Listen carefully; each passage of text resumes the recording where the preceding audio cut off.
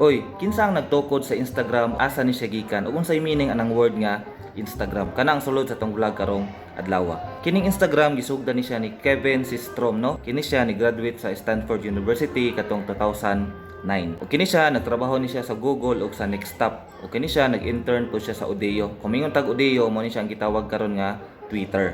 So una nga trabaho ni Kevin Systrom dito sa Google ug sa Twitter or sa Odeo. Then after ato ni create siya usa ka app pero dili pa Instagram ang tawag ato kundi Bourbon. Kining Bourbon inspired siya sa usa ka imnonon sa una kanang whiskey bitaw nga imnonon. So dito gikan ang pangalan na Bourbon. Nga una nga gi-create ni Kevin Systrom. Kini nga app nga gi-create ni Kevin Systrom kaning Bourbon is kuan ni siya. Pwede ka maka-check-in sa usa ka location, pwede ka maka-post sa imong mga plano or plans, then pwede ka maka-post pod og mga pictures og maka-share pod ani ng mga pictures. Okay?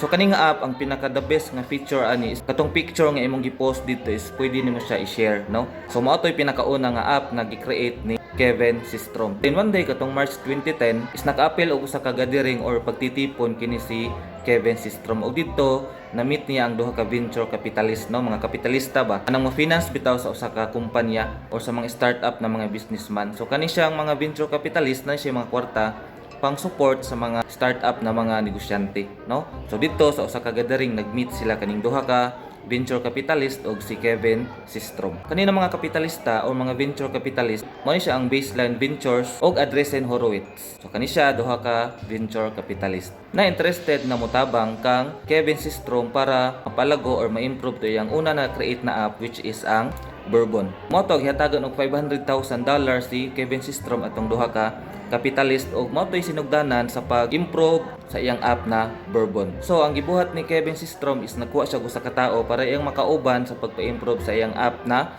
Bourbon. Kini siya iyang schoolmate pud sa una sa Stanford, no? Usa ka designer, usa pud ka engineer.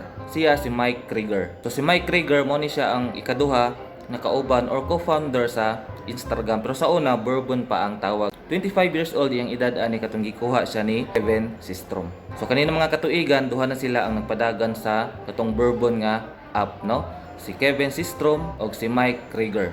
So mao to ilang gi-improve tong Bourbon, no? Ilang gi-focusan, ilang gitanaw unsay dapat i-improve, unsa nga features ang dapat nila nga level up pa og ilang nakita kanang gitawag na pag-share sa mga pictures na ilaha butang dito sa ilahang app. So sa una na mga app na pwede ka mag-post og picture pero gamay ra ang nagbuhat anang features na pwede nimo siya i-share sa social media. Kana ang gifokusan nila Mark Krieger ug Kevin Systrom. So kato na time na gitawag nga Hipstamatic. Kaning Hipstamatic no ni app sa una pod na ilang naabtan na pwede maka-post og picture pero dili lagi siya maka-share sa public or sa social media. Dito na perfect na final nila Kevin Systrom ug Mike Krieger tong Bourbon. Ug ilan nang gialisdan ang pangalan niini from Bourbon to Instagram. Karon usay meaning anang Instagram, no? Ang meaning anang Instagram is kanang Insta is instant. Then ang gram is Telegram, no? Manay meaning sa Instagram. Instant og Telegram gi-combine nahimo siya og Instagram. So kaning Instagram, no, ilang gi-develop, ilang ning gipatest, no, ilang gitestingan sa ilang mga amigo. Then na sila nakita ng mga kakulangan, no, mga error sa software. So ila po na siyang gi-improve og gi-solve. Hantod na perfect ang gitawag na Instagram. Kani siya gisugdan nila og launch sa public atong October 6, 2010. Og fortunately, niabot kini og 25,000 download sa usa lang ka adlaw. Og 100,000 download sa usa ka semana. Og kini siya niabot pa jud og 1 million downloads, no? Ingana kadaghan og kasikat ang gitawag nga Instagram sa unang mga higayon o sa unang panahon nga ilang pag-launch niini. So kato nahitabo October 6, 2010. Then after sa mga pipila ka bulan, dito pod gilan sa Apple ang gitawag nila na iPhone 4. Gamit kay sa Instagram ang paggawa sa iPhone 4 kay dito nila napakita ang ilang best features sa ilang app, no? Daghan may mga user sa iPhone sa una. So daghan pa nag-download atong Instagram gamit ang iPhone. So kini nga time wala pa Android ha, kaning October 6, 2010. Tumato daghan na pa nakapansin ng mga venture capitalist sa Instagram sa pag-boom sa Instagram, no, after ma-launch katong October 6, 2010.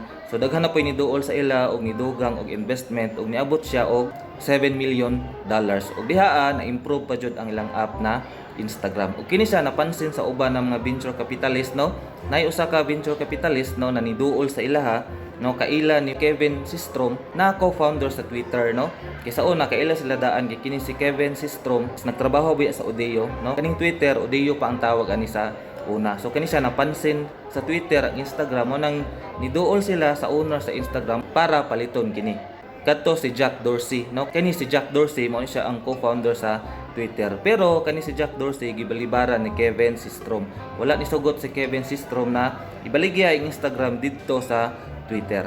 Ug katong March 2012 niabot na sa 27 million ang user download sa Instagram. Ingana nakadaghan ang nag-download or nagagamit sa Instagram. So grabe na kasikat, grabe na ka-boom ang Instagram ani ng mga panahon. Then April 2012 is gilaunch ning Instagram dito sa mga Android na mga cellphone, no? Una katong 2010 sa Apple raman to sa iPhone, pero pagka 2012 is dito na pod sa Android. Then ay usa ka higayon na nag-abot sa Stanford University, no? Kining founder sa Instagram na si Kevin Systrom ug si Mike Krieger, no? Dito sa Stanford University na event dito nakita nila o nakita sila og nag-meet sila sa tag-iya sa Facebook na si Mark Zuckerberg. Og dito sa ilang panigistorya is nakita ni Mark Zuckerberg tag-iya sa Facebook ang kanindot og ang kapotensyal sa Instagram sa umalabot nga katuigan or panahon. Mao to gioferan sa Facebook ni Mark Zuckerberg katong duha ka founder sa Instagram na iya kining paliton worth $1 billion. So after ato nag-meeting sila, no, og na-approve og na-close ang deal. And ang hitabo dayon ato is nisugot ang founder sa Instagram na ibaligya ang Instagram sa Facebook or kang Mark Zuckerberg. Ang presyo ato final is $1 billion. Ingana kadako. So nahimo pong instant billionaire tong duha ka founder sa Instagram, no? Pareha sila kaagi sa katong founders pod bitaw sa YouTube nga gibaligya ang ilang kumpanya sa dagko na mga negosyante. So ang lesson natong nakita diri is pwede ka mag-create og product based sa imong idea na nigawa sa imong nahuna, imo ni siyang i-improve, imong pagapuhon, then pwede pod nimo ni siya ibaligya sa mga dagko nga kumpanya. So unta na may nakuha nga lesson bisag gamay sa tong vlog karon about sa sinugdanan sa instant Telegram or sikat sa pangalan karon na Instagram na gitukod ni Kevin Systrom og ni Mike Krieger. Sige, mao ra to, daghan kay salamat sa pagtan-aw og hantod na pod sa sunod. Bye. Follow for more.